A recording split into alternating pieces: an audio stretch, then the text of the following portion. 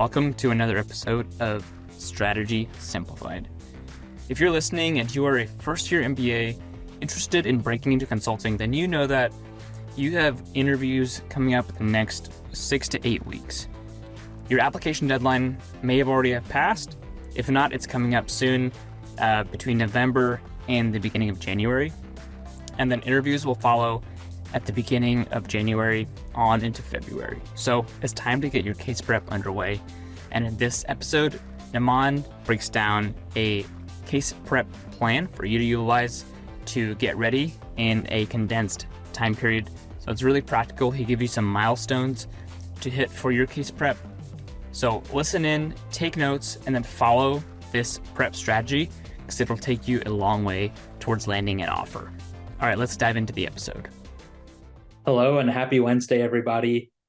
Naman here, Chief Operating Officer of Management Consulted. I'm really excited to be with you today as we lay out a case prep strategy for MBA candidates who are preparing for 2024 internship interviews. And so your application deadlines are going to hit here in the next handful of weeks. You can expect to interview if you're in the US in January. If you are in Europe, Canada, other non-US regions and territories, you can expect to interview shortly after that, January into February. So no matter where in the world you are, no matter which firm you're targeting, this is high time for you to begin to get ready for case interviews. So you are in the right place at the right time. Before we dive right in, I just have a couple of announcements as folks are still joining us from around the world. And before I make these announcements, I just want to give you a heads up that we are going to start today with a short case exercise. So if you would like to work alongside me in that case exercise, go ahead and grab a pen and a piece of paper right now. And so I'll give you a couple minutes to grab paper, grab pen, and in the meantime, I will just make these couple of announcements. The first one is that our MBA case prep cohort begins in December. And so you have the opportunity to secure your spot now. What this case prep cohort includes is 8 one-hour one-on-one coaching sessions with an MBB coach. You can start those immediately after purchase. But it also includes a couple of extra goodies for MBAs who are preparing for case interviews right now. The first goodie is that you will get access to an exclusive group training that we are running just for you in December. And so this will be a training that will accelerate your readiness for both case and behavioral interviews. And you will also get access to other MBAs in the management consulted community who are actively preparing for case interviews. So you get the one-on-one MBB prep, you get the group learning environment with the cohort, and you also get access to fellow MBAs who are going through the case prep process for additional peer practice. So from every angle, you have your practice covered through this MBA case cohort program. And so the link to learn more is in the chat. And my colleague Eden is here on the call. She's happy to answer your questions in the chat if you have questions today as I'm talking. And you can scan the QR code to grab time with her on her calendar as well, if you would like to speak with somebody about if that program is right for you. The second announcement that I'd like to make is that application deadlines are coming up really, really soon. Today is November 8th. The first MBB deadline in the US hits tomorrow. And they hit over the next 3 weeks, depending on the firms that you're targeting and the programs that you are enrolled in.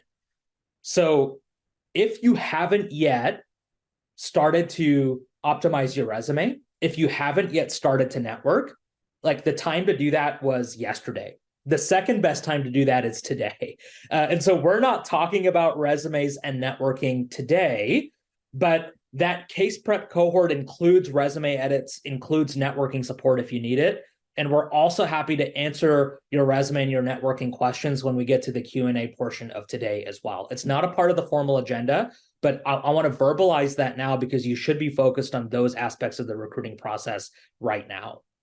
McKinsey has even gone so far as to tell us when they're going to interview you. So if you find out this month or early next month that you have a McKinsey interview, everybody in the US that's an MBA candidate targeting an internship role is going to interview on January 4th. So if McKinsey is a target firm of yours, then you already know the day by which you need to be prepared for case interviews, which means you've got less than 2 months to get ready. I'll ask Japheth or Eden to pop a link in the chat so you can see all of the deadlines and all of the timelines, and so that you're just prepared for all of the firms that you're targeting. But if MBB and McKinsey is on your target list, then know that you are kind of T-minus 60 days to be at that MBB level and ready to go for first round interviews. Okay, I'll make a couple of other announcements at the end for folks that join late, but I want to honor those of you who joined right at the beginning of the call. Let's go ahead and get right into it and lay out a strategy for how you should pursue your case prep here over the next 60 days. One of the first things that's going to be helpful for me to understand is just your program and when you expect to interview. So if you're an MBA at Johns Hopkins and you expect to interview this January, just go ahead and pop that in the chat for me. I'd love to see where you're from and when you expect to interview.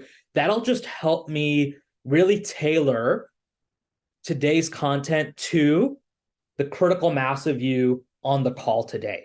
So I'm going to just open this up for 30 seconds. If you're on LinkedIn, you can pop in your program and when you expect to interview in the comments. If you're here on the Zoom with me, you can do that in the chat. It'd just be helpful for me to see where you're at, because that'll determine to some extent your application deadlines and when you can plan to interview. So sharing that context with me will be really, really helpful. And I can't really see the chat, so I will just ask Japheth if there's anything that is noteworthy in there to just call it out. But it'll be nice for him to just let me know as we move throughout today if we've got certain programs or deadlines or timelines that are over-indexed in the group of folks that are here today. Okay, so as you're popping that in, I am going to open up a couple of polls. I'd like a little bit more information on where y'all are at so that we can best serve you today. So my first couple of questions for you are, first, how many cases have you done so far? The only ones that count are out loud with a partner. So I'm going to keep this poll open for 10 seconds. I'm looking at my clock right now. So just real quick, give me a sense of where you're at. How many cases have you done so far? All right, I'll leave this open for about 5 more seconds.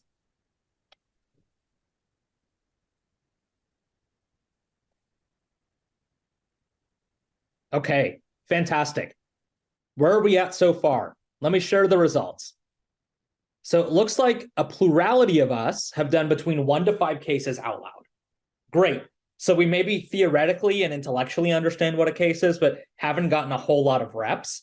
Around 30% of us haven't done one, and that's fine. We'll set you up to do your first one after today. And then around 30% of us have done 6 or more. So we've got a split group, which is nice, but I'm going to assume for our purposes today that most of you have just barely begun your actual execution of maybe some of the case theory that you know. And then it looks like a majority of us are interviewing in early 2023. That was to be expected, but a fair amount of us, 41%, plan to interview in December. And so I will verbalize what some of you can do to prepare faster and make sure that you're ready to go for cases in December as well. So that's helpful, just for me to get a sense of where y'all are at and when you plan to interview. So here's what we're going to do today. We're going to start with a market sizing warm-up. We're going to make this really practical. I'm not just going to talk at you. We're going to do what I'll call a real mini case together. And then I'll walk you through how I would propose that you approach this kind of question inside of a case setting. Then I will walk you through our case prep plan. I will introduce you to the checkpoints that I believe you should hit between now and interviews. And then at the end of our time together, we'll open it up for questions. So here is your market sizing prompt. I'm going to give you 3 minutes to do this. So go ahead and grab that pen and paper I mentioned earlier. And I am going to ask you to size the market for dishwashers in Canada. I have no other information to give you. I have no other data to share with you. And if you really want to simulate the interview environment, you will not use Google and you will not use a calculator. So take 3 minutes and see if you can get to a number. Okay, and then we'll talk through how to approach this. So 3 minutes on the clock. We'll be right back after this quick break. Have you ever heard a new digital trend and thought to yourself, okay, does this really matter? Asking the right questions helps you cut through the noise and get down to what matters most. I'm Jim Hertzfeld, host of the What If, So What podcast, where we discover what's possible with digital and figure out how to make it real by asking what if, so what, and most importantly, now what? Subscribe and listen, and together we can turn big ideas into tangible actions so you can get shit done. Hey MBAs, we're putting on a special case prep cohort just for you this December 2023. That's right, join our Black Belt program, link in the show notes, to be a part of this exclusive cohort. We're going to deliver a group training specific for where you're at in the case prep process. So join, check out, learn more about Black Belt, link in the show notes. We'd love to have you join for this MBA case prep cohort. All right, back to the show. All right, that's 3 minutes. Time flies when you're having fun, huh? So I'm curious, if you got to a number, pop it in the chat. Let's see what you got to. So if you sized the market for dishwashers in Canada and got to a number, let's see what you come up with. So Prashant says 12 billion. Prashant, I'm not sure what the units are there. So if you want to pop the units into, that'd be helpful. Xavier says 720 million. Xavier, I'm not sure if that's a total number or an annual number. We got 20 billion. Okay. So we've got some diversity of numbers here. Ooh, I like the translation to Canadian dollars. Okay. We got 11 million. 1.3 billion US dollars. Okay. Do I know who's going to be a good consultant just by looking at those answers? No, it's not a trick question. The answer is no. I don't. I have no idea. I don't judge you and I don't evaluate you when it comes to market sizing based on your answer. I evaluate you on your process. And if your process is believable, then your answer will be believable as well. So let's walk through what an ideal process is to size a market. First thing I want to do is I want to ask you all a couple of questions. So first question, how many steps did you take to solve the problem? 0 steps would be like, I just made up a number, right? And then maybe you took more than that. You took 1 to 2 math steps, 3 to 4, maybe 5 plus. And then your second question is, what's the expected way to size a market? Okay, and I'm going to leave this poll open for about 15 more seconds. I'll let you answer both questions, and let's see what we've come up with.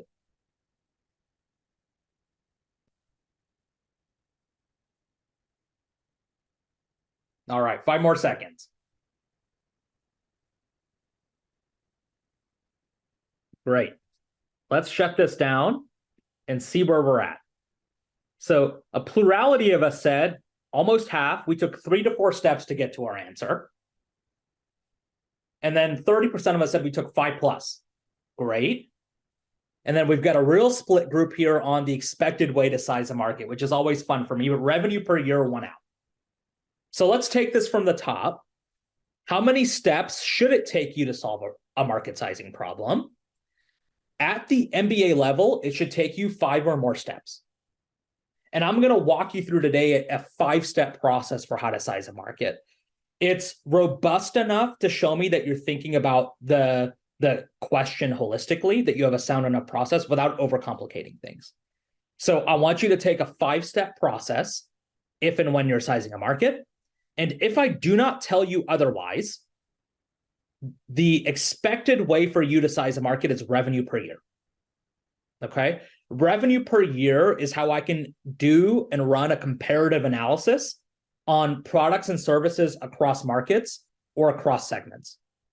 So it's really difficult for me to do comparative analysis based on buyers or units or even units per year. Revenue per year is how I'd run that analysis and how I'd make a lot of my decisions that would be informed by comparative analysis.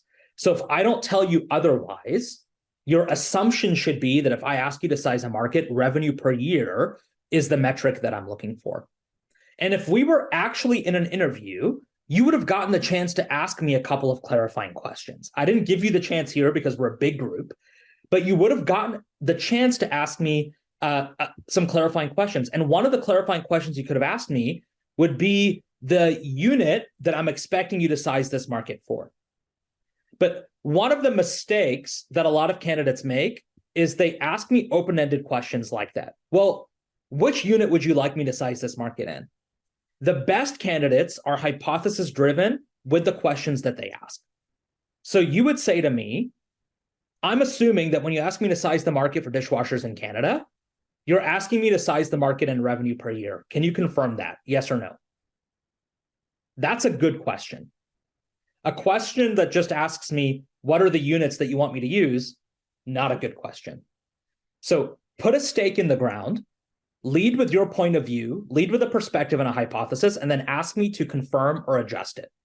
That's how you're going to ask questions in the boardroom. That's how I want you to ask questions in the interview. So that's one clarifying question you could have asked. A second clarifying question you could have asked me is how do you define a dishwasher? And so again, the way that I would have asked that question is, when you ask me to size the market for dishwashers in Canada, I'm thinking that you're asking me to size the market for like residential dishwashers for personal use. And you're not thinking about hotels, restaurants, and other commercial dishwashers. Is that accurate? And if you ask me a question like that, I would say yes 99% of the time. What have you just done there? You've showed me that you're thinking about the market holistically, yet you have limited scope by asking me that question. You've taken commercial dishwashers off the table, and you've made your work and your life easier. So clarifying questions are really, really helpful tools, not just in market sizing, but like in broader cases, to help you narrow the scope of the work that you have to do. That's one of the primary purposes of asking a clarifying question. It's not to prove that you're smart. It's to show me that I'm going to enjoy managing you because you limit scope. You only want to look at what's necessary. You don't want to look at everything. So you could have also asked me that same question, but said, you know what? I'm assuming you want me to look at commercial dishwashers and not residential dishwashers because I think that the commercial segment of the market would be the largest. Can I just, is that accurate? And I probably would have said yes as well. But if you ask me that question, chances are you're going to limit scope. You're going to make your life easier. So we're going to take 5 steps to size a market. Unless told otherwise, we are going to size a market in revenue per year. And then here's the process that I want you to steal from us as you size markets. Now, what you're actually going to do in the interview is you're going to walk me through this process 3 times. Okay? How many of you, raise your virtual hand, how many of you started with population when you were looking at the Canadian market? Yeah, I'm seeing, yep, hands raised, yeah, heads nodding. Yep, that's exactly where I would have started. And what I would have done if I was sizing the market for residential dishwashers is I would have translated that population number to households. So the first thing that I would have done if I was the interviewee is I would have said, I would have asked my clarifying questions and I would have said, that's a really interesting question. I've never thought about dishwashers in Canada before. I'm excited to dive in. Here's the way I'm thinking about breaking down this problem. The first thing I'd like to do is identify the population and more specifically, the number of households in Canada. The second thing I'd like to do is I'd like to break those households up into 3 to 4 evenly distributed segments. The third thing I'd like to do is identify inside of each segment the percentage of households that would own a dishwasher. The fourth thing that I would like to do is identify the frequency of purchase or the replacement rate of a dishwasher inside of each segment. And then the fifth thing I'd like to do is identify an average price that a household in each segment would pay for a dishwasher. How does that sound to you?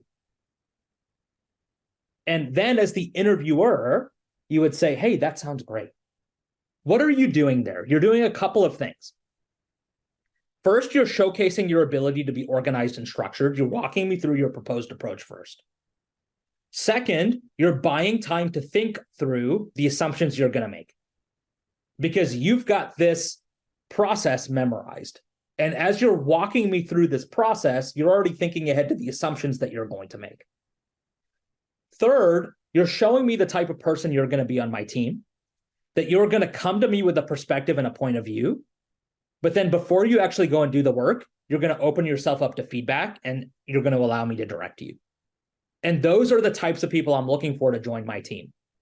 I came to you with a proposed approach. I don't want you to do my work for me. But before I get too far, I want you to adjust me or give me feedback if I need it. And so when you walk me through the structure and then pause and ask if that's good, if that's okay, that's exactly the type of person I'm looking for on my team. And now that you know that revenue per year is the metric that we're solving for, you are able to reverse engineer from revenue per year to figure out the steps that you need to take to arrive at revenue per year. And those steps are what is exactly on this slide. The second thing you would do once I've approved your approach is you'd walk through this a second time and just plug in your assumptions. And so I know, and I just know this because I know this, that the population of Canada is around 30 million people. Surprisingly small, by the way, for people who don't recognize that. The US is between 320 to 350 million people.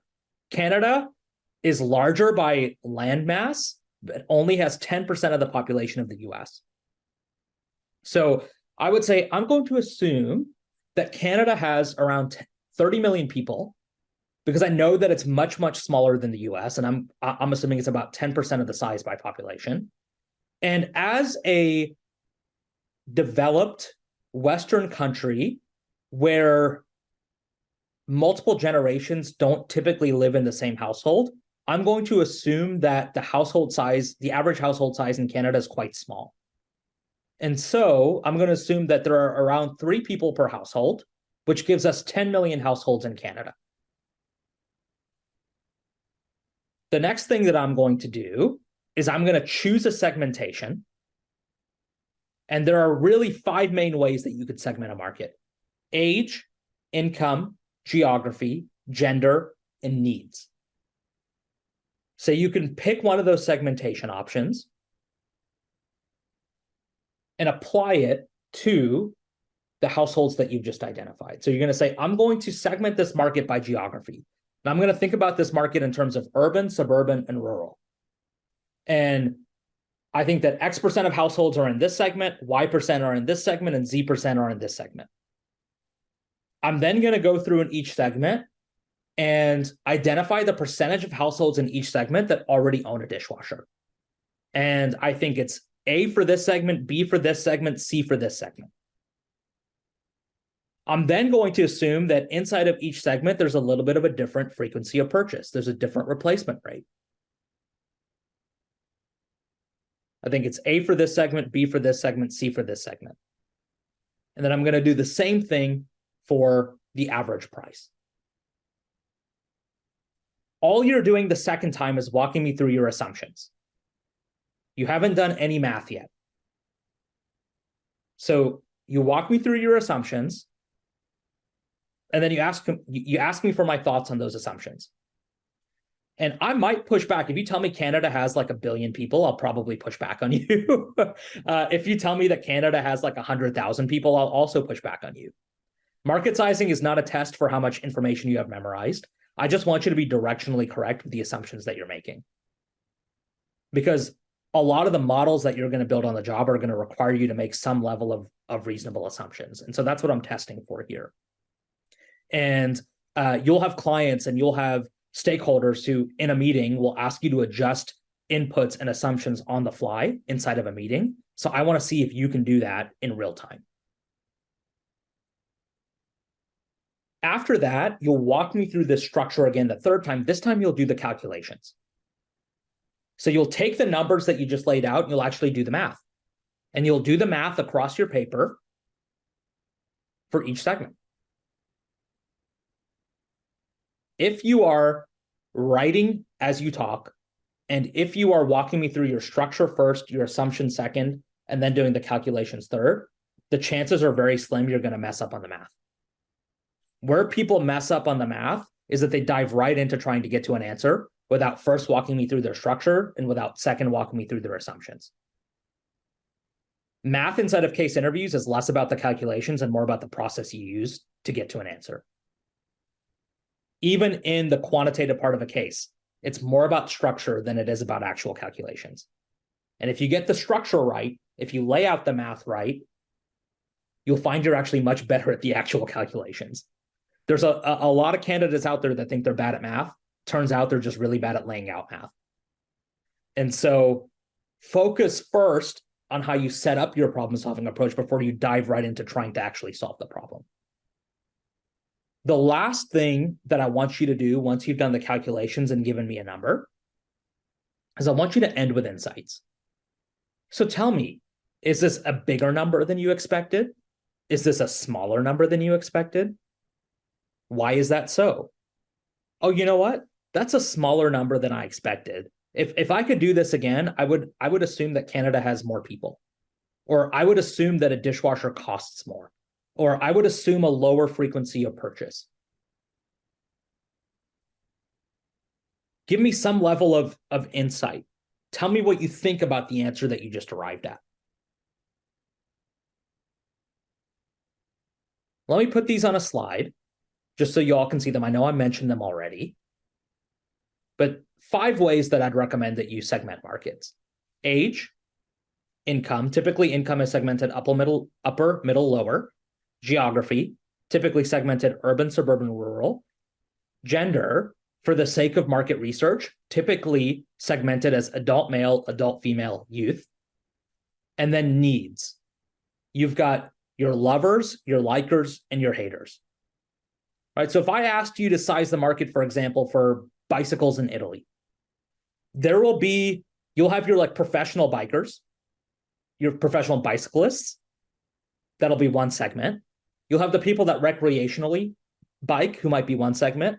And then you'll have other portions of the population who you can pay to get on a bike, right? Those are your haters.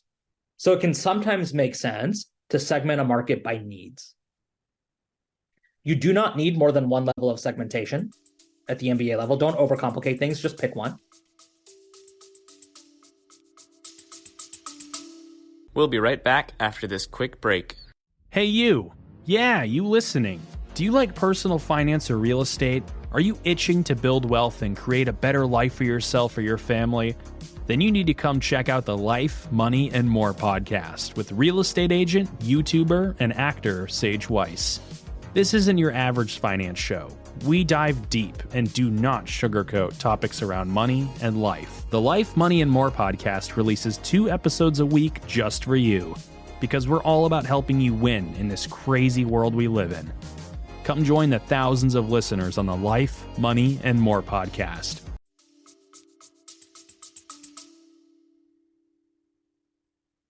And you just have to introduce it at some part of your structure. So what I did is I introduced the segmentation on the household level, and I thought about it by geography. But you could have also introduced a segmentation option at the price level and thought about dishwashers in terms of luxury, kind of regular, and then budget dishwashers. So you can take some liberty with how you segment markets, but give me at least one level of segmentation at the MBA level. Here's how I did it. I actually did it sitting on a plane 6 weeks ago because I'm a nerd like that. but I was like literally sitting there thinking through my structure, thinking through my assumptions, and then doing the calculations. And so for the residential dishwasher market in Canada, the number I got to was about $375 million a year. And if I was walking you through my assumptions, I would back up why I'm making that assumption every step of the way. I would give you a reason why I think that 20% of the population is urban and 70% is suburban and 10% is rural. Right? And I would say that I know about 90% of Canada's population lives within 100 miles of the US border. So I think it's a fair extrapolation to say that 90% of the population is probably urban or suburban. I would give you rationale why I think 70% of urban dwellers own dishwashers and 80% of suburban dwellers own dishwashers and only 50% of rural dwellers own dishwashers. I'd give you rationale. I'd say, look, I'd expect in a lot of urban centers for homes and townhomes and apartments to have dishwashers. But I actually lived in Washington, D.C. and lived in a 200-year-old building that did not have a dishwasher. And so I understand that in a lot of urban centers, there are older buildings that don't have the hookups. And I can use my own personal experience and perspective to support the assumptions that I'm making. I would do the same thing for my assumption on suburban ownership and the same thing for my assumption of rural ownership. Stay away from assuming that 0% or 100% of any segment does anything.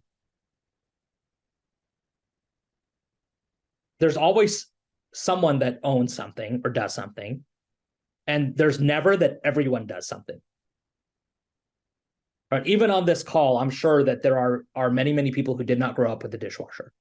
So I would not assume that 100% of any segment of any population owns or buys or uses any product or any service.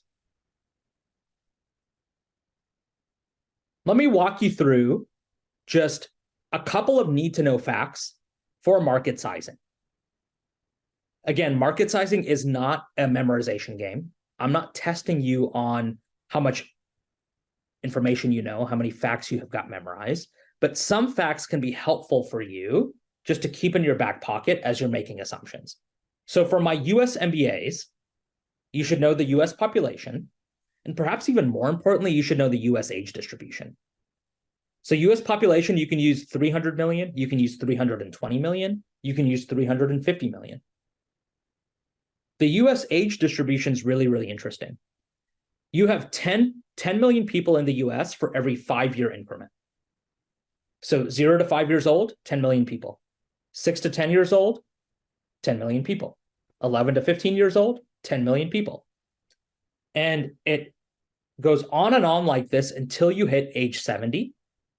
And then there are just 20 million people in the US that are older than age 70. It's remarkable how evenly distributed the US population is.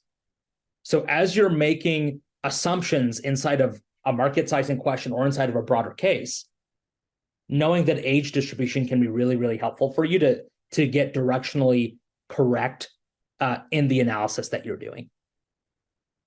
You should know the population of the city you're living in, because one of the reasons I love market sizing questions is I can make them up on the spot. I wonder what the size is for ceramic coffee mugs in Texas. Right? Go. Right? I don't have to know the answer. I don't have to have any additional data for you. And oftentimes the reference that I'll use to make up a question is the city I know you're living in. I might also use the city that I'm based in, so you should know the population of the city you're interviewing for. And then it's helpful for you just to know the population of 2 countries per continent for benchmarking reasons. If I ask you to size the market, let's use that bikes in Italy example again. You might not know the Italy population, but you might know France and Germany. And knowing France and Germany can help you get to a reasonable assumption for Italy. The only 2 countries where you can't really benchmark against are India and China. So you should know the populations of India and China, but knowing the population of India doesn't really help you know the population of Bangladesh or the population of Sri Lanka. So you should know the populations of 2 countries per continent, not including India and China. And that'll be enough for you just for your benchmarking purposes. 3 areas that I evaluate you on. Yes, in market sizing, but also in the broader case, which is why market sizing is a great place to start your prep. First, I evaluate you on structure. What do I mean by structure? I mean organization.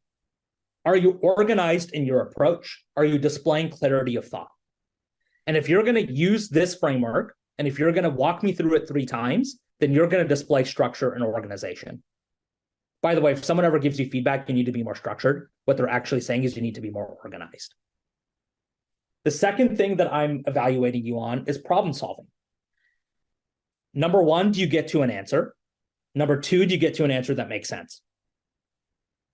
There's 2 unacceptable answers. I need more time. I need more data. That's not going to fly in a case, and it's not going to fly on the job. So when I say problem solving, I mean, do you get me to an answer, and does it make sense? And then third, communication. Do you talk me through your process in a way that's easy for me to follow without looking at your paper? And do you talk me through your process in a way that I actually want to believe you? 2 of you could give me the same answer. You could walk me through the same process. One of you could own your assumptions. One of you could smile. And the other one could be looking down, nervous, kind of stuttering and stammering.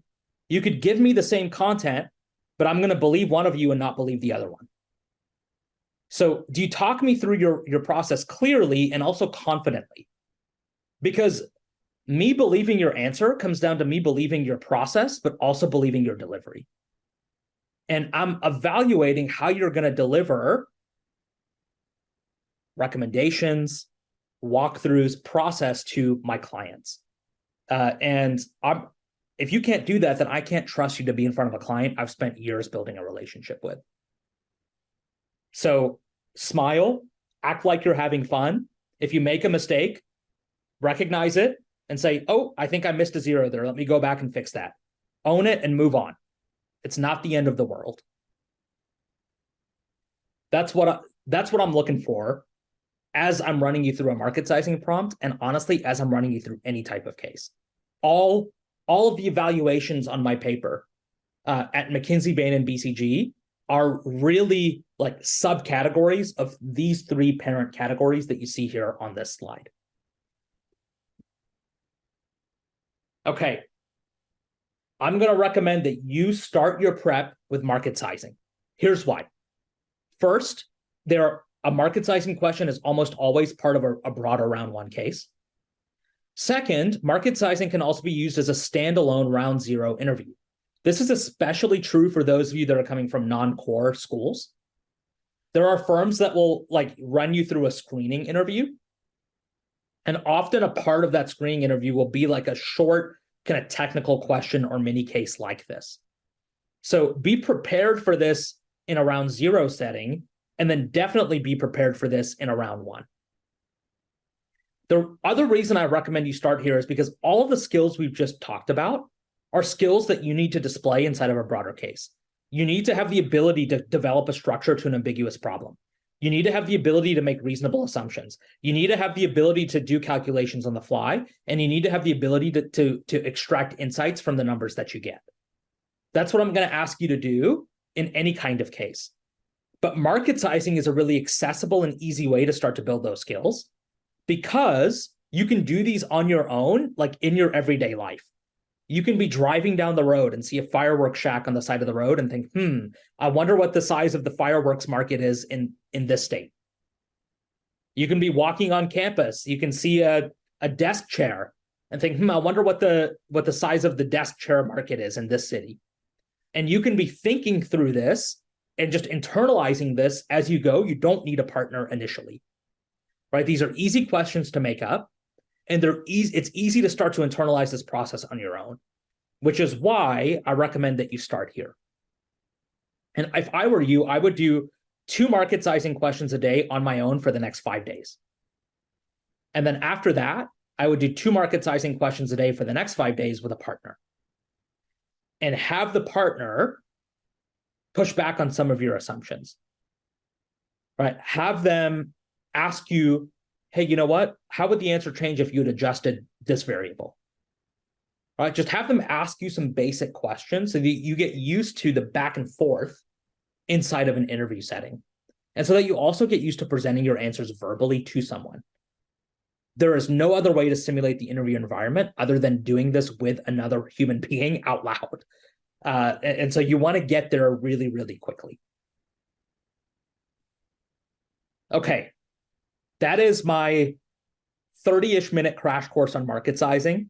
Typically, when we're running our case workshops, we take about an hour to go through this. But I wanted to just give you a flavor and a preview, something practical to hang your hat on coming out of today. What I want to quickly do is, for those of you who aren't familiar with us, I want to give you just a sense, first of all, of who we are, and then I want to give you a practice plan that you can execute coming out of today. So for those of you who aren't familiar, Management Consultant's the world's largest provider of case and consulting interview prep. You're in a community of over 3.5 million people. You're in good company. And 99% of what we do is completely free. Like this today, completely free. So we've got a ton of free content on the website that I would love for you to take advantage of. A free case course, a free math drills, free case examples, a salary report, a firm directory, whatever kind of information you're looking for. If it has to do with consulting, we've got it. We run private boot camps and workshops for our university partners. So if you're at an MBA program that doesn't bring us in, and you found that first 30 minutes helpful, and you would want like a longer case workshop tailored to you and your cohort, then let us know, and we'd love to be connected with your university. We do about 150 of these workshops a year for 90 university partners. And so if we don't come to your program's in the minority. And so we would love for your program and your peers to be getting the same training that MBAs at over 90 different business schools are around the world. We have self-study training materials that are available on the website. I'll let you find those. The navigation's pretty intuitive. And then we also do one-on-one editing and training as well. So I mentioned at the top of the call our MBA case prep program that's coming up. You can find the links in the chat. I'll talk more about that when we get to the end of today. But if you want to work with us one-on-one to update your resume, to build a networking plan, and then for us to run you through case prep one-on-one, you have the option to do that, and we'd love to do that for you and with you. We cover the entirety of the recruiting process. So what are we focused on today? Just case interview prep. Is that all you need to know to be successful? No. Right? You need to have a kick-ass resume and cover letter. You need to have a bona fide networking strategy. You need to have 12 to 15 behavioral interview stories prepared. And oh yeah, you need to then be prepared for what life on the job is actually like. There's a lot that goes into consulting recruiting. It's like a three-legged stool. And if you take one of the legs away, the stool is gonna fall apart. And so we're talking about one leg of the stool today, which is case interviews, but just recognize it's not the only thing you need to be focused on. So if you have questions about resumes, networking, fit, we can answer those at the end of today. Last thing I just want to quickly mention before we get into the practice plan is that the MBAs we work with land offers at 170 different firms. Why am I bringing this up? Because case interviews are no longer just a consulting thing. If you're an MBA pursuing a leadership development program, a rotational program, if you're pursuing a role in internal strategy, if you're pursuing a role in product management, if you're pursuing a role in marketing, chances are you are going to see a case interview. You're pursuing a strategy role at Wendy's, you're going to see a case interview. You're pursuing a strategy role at Schindler Elevator, you're going to see a case interview. You're pursuing an engineering role at Shell, you're going to see a case interview. So the good news for you is, even if you don't end up going into consulting, what we're teaching you today and just going through the case prep process is valuable training for interview processes at a lot of other employers that recruit MBAs. So this is not just a consulting skill anymore. All right, let's get into the plan. All right, what's the plan? What do you want me to do? That's why I came. All right, here it is. So the optimal approach, the optimal way to prepare for case interviews is to take a drill-based approach. Let me break that down for you. The first thing that I want you to do, I've already mentioned it, is start with market sizing. I'm not going to repeat myself. Okay, once you have gotten past market sizing and once you've internalized that structure, the next thing that I want you to do is do 10 cases twice. Run through them the first time with a timer. By the way, it should take you 17 minutes to get through a first round case. Your first round interviews are going to be 30-minute slots. You've got 2 minutes for small talk, 10 minutes for behavioral questions, and then the remaining 17 to 18 minutes for the case. If you don't finish the case on time, you're probably not getting an offer. You're probably not moving on in my process. So make sure you practice with a timer. The first time you run through a case, I want you to focus on quality, not speed. So focus on understanding the prompt, focus on asking good clarifying questions, focus on building as robust of a structure as you can, focus on getting the math right, focus on driving to insights, right? Just focus on doing a good job. The second thing that I want you to do then is I want you to run through the same case again right away. You're already going to be familiar with the case. You're already going to know what's coming next. Running through the case the second time is a great way for you to get faster and for you to dig deeper. I could think of one clarifying question the first time. Now I'm going to push myself to think of 2 to 3. I was able to think of like 3 categories to put in my framework the first time. I'm going to push myself to get to 4 this time with 3 data points underneath each one. It took me 6 minutes to do the math the first time. I'm going to push myself to do it in 4 minutes this time. I was able to get to really surface level insights from the math the first time. I'm going to push myself to get to like more robust insights the second time. It's one thing for you to recognize what your gap areas are. It's another thing for you to try and fill them immediately. Because what happens is someone will give you feedback or you'll give yourself feedback and you'll think, great, I'm going to fix that next time. And you don't do a case for like 5 more days and you completely forgot what you were going to focus on the next time. Like once you uncover a gap, try and fill it as quickly as possible. So it's going to seem silly to run through the same case twice. I promise you it'll accelerate your progress. And the really strategic ones among you will actually track your progress in like an Excel spreadsheet. You're all targeting strategic roles. You should be strategic in the way that you're preparing for this kind of role. So build a spreadsheet and keep track of which case you did and what date you did it and what type of case it was and what firm style it represented and how long it took you to run through the case and where you were strongest and where you were weakest. Keep track of these things so that you can have an impartial record of what you're doing well and what you're not doing well. Don't rely on your memory. Once you've done those 20 cases, get with a partner. And if you join our case prep cohort, you'll have built-in partners. You've got built-in partners at your program.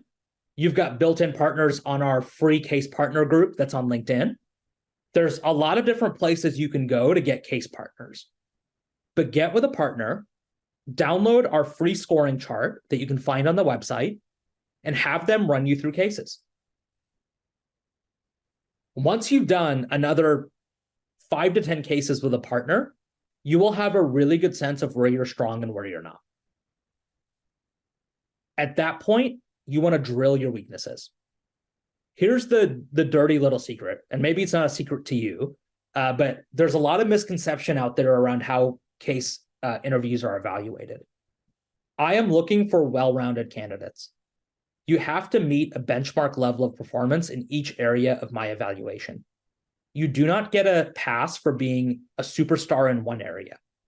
So you can't be a 99 out of 100 in math and a 69 out of 100 in structure and expect to move on. I'm going to take the candidate that's an 85 out of 100 in each area of evaluation. What does that mean?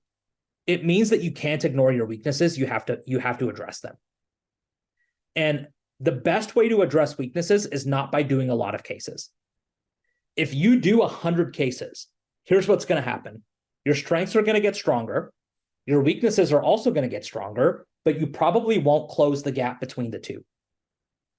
The way that you close the gap between the two is by being intentional about drilling your gap areas. So on our website, we have structure drills. If structure is an issue for you, we have math drills. We have brainstorming drills.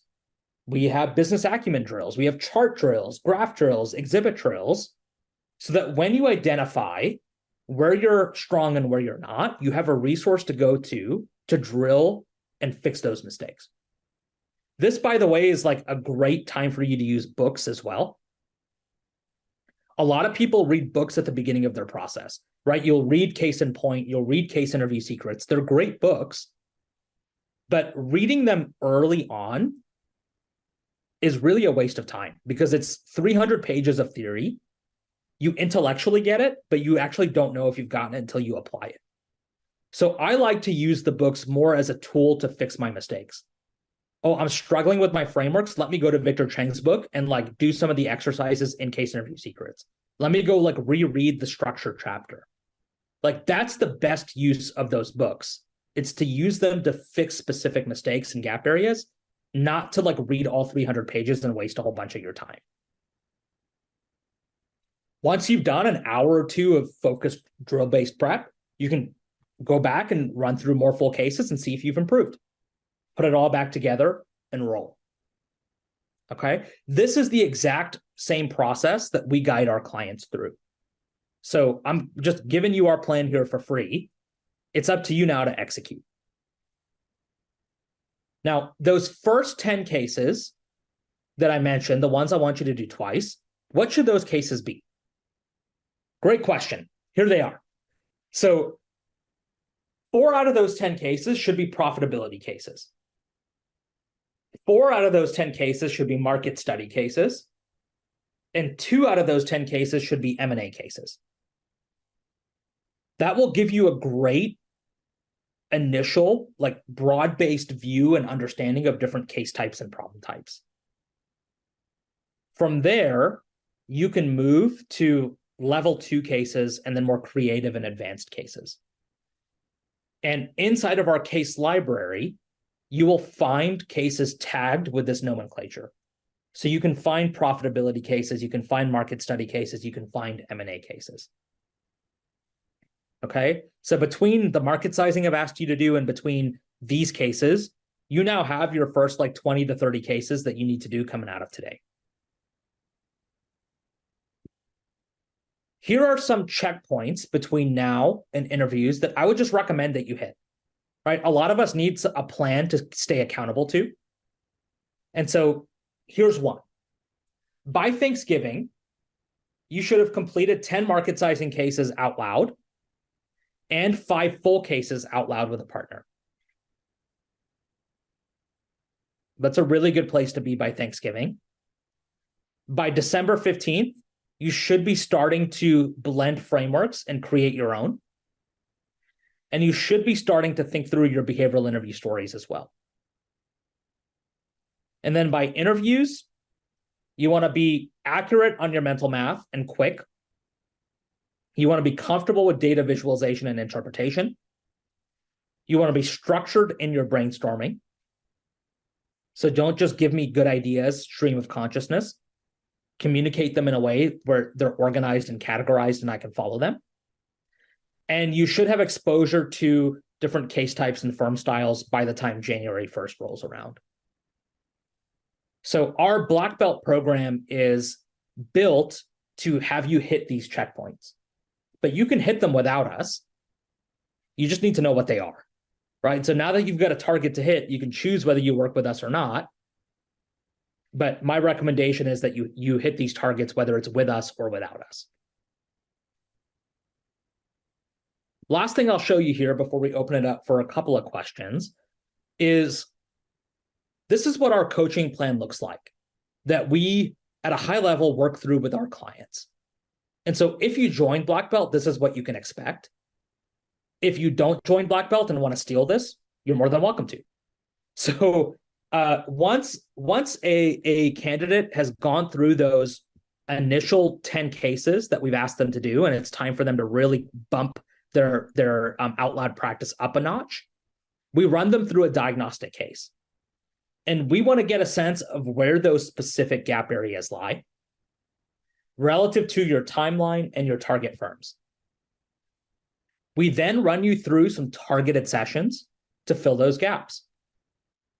We may do a couple sessions just on frameworks, on structure. May do a couple just on math. Maybe it's chart and graph interpretation that you're struggling with. We may do a couple sessions that are hitting multiple areas.